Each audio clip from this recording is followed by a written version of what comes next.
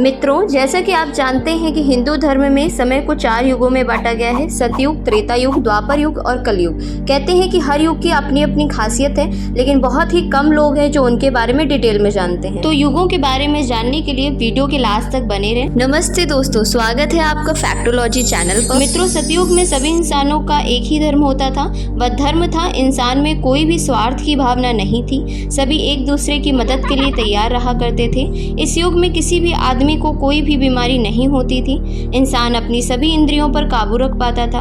कोई भी किसी के गुणों में बुराई नहीं निकालता था। इतना ही नहीं, इस युग में व्यक्ति कभी भी दुखी नहीं होते थे और ना ही उनकी आंखों से आंसू आते थे। और तो और इस युग में ना किसी में अहंकार होता था और ना ही किसी तरह की बुराई। इस युग में व्यक्ति आपस में लड़ते नहीं थे, बल्कि प्यार से मिलजुल कर रहते थे। वही लिंग पुराण में जिक्र मिलता है कि सतयुग के आदमी बड़े ही फुर्तीले होते थे।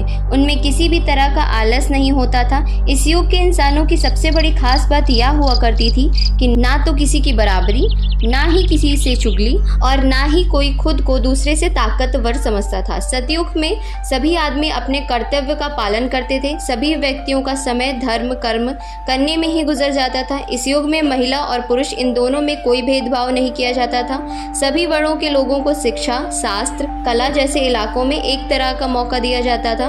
इस युग में इंसान की लंबाई 32 फुट हुआ करती थी और वह अपनी इच्छा के मुताबिक अपना शरीर त्याग सकते थे।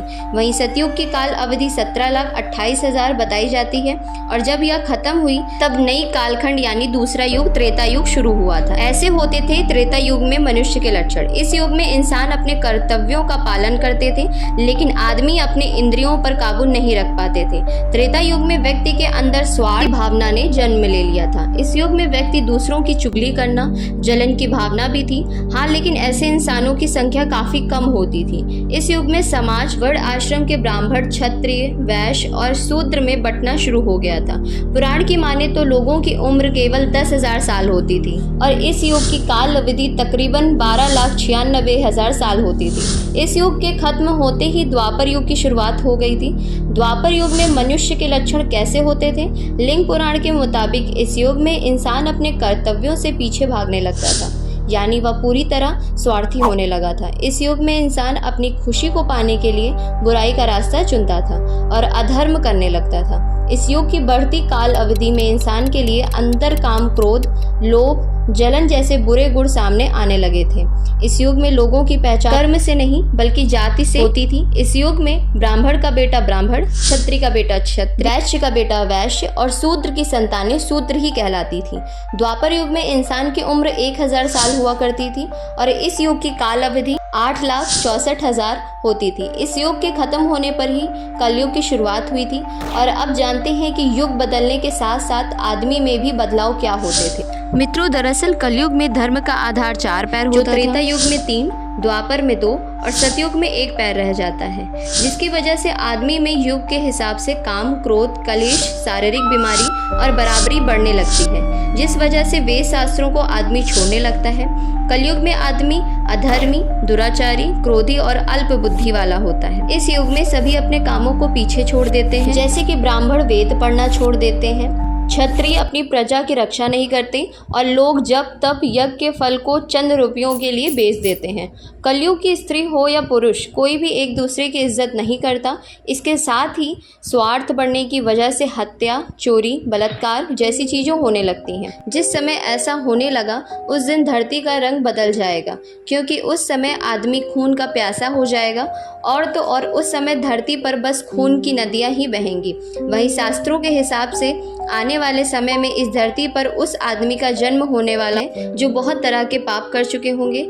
आज के समय में आप जो भी हालात देख रहे हैं मित्रों, इस दुनिया में इससे भी बदतर देखने को मिलेगा। आज के समय में जो भी हो रहा है यह पुराणों के अनुसार ही हो रहा है और कल जो भी होगा वह इसके ही हिसाब से होगा। और तो और इस युग में आदमी की लंबाई 5 से 7 फुट तक और उम्र 70 से 80 साल रह गई है। कलयुग के बारे में ब्रह्म पुराण में पहले से ही दी गई है। जी हाँ, पुराण में लिखा है कि इस युग में आदमी की उम्र बस 12 साल ही रह जाएगी। इस समय लोगों में बुराई और दुर्भावना बढ़ेगा और इस युग में पाप की सीमाएं पार हो जाएंगी।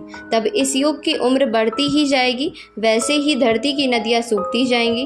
धन का लालची आदमी किसी की भी हत्या करने से नहीं डरेगा। आदमी धार्मिक काम करना बंद कर देगा। गाय दूध देना बंद कर देगी।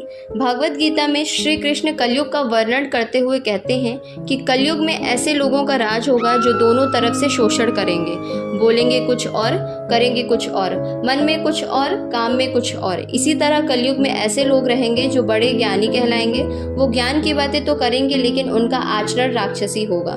बड़े पंडित और विद्वान कहलाएंगे और वो यही देखते रहेंगे कि कौन सा इंसान मरे और हमारे नाम पर उनकी संपत्ति हो जाए।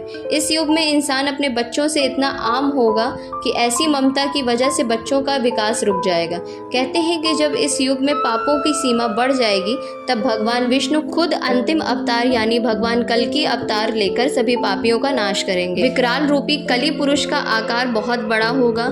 इतना ही, कली पुरुष राक्षस की पत्नी के बारे में भी कल की पुराण में बताया गया है। कली पुरुष की पत्नी का नाम धृति होगा। वो भी अपने पति की तरह डरावनी होगी। कली पुरुष अभी भौतिक रूप में नहीं आया है लेकिन वो अपने शक्तियों से इंसान पर काबू पा सकता है और कलयुग के अंत में कल के पाताल लोक से असुरी शक्ति को आजाद करके लोगों पर राज करेगा। तो मित्रों, आज की वीडियो फिलहाल इतना ही। मिलते हैं नेक्स्ट वीडियो में। अगर आपको वीडियो अच्छा लगा हो तो चैनल को सब्सक्राइब करें।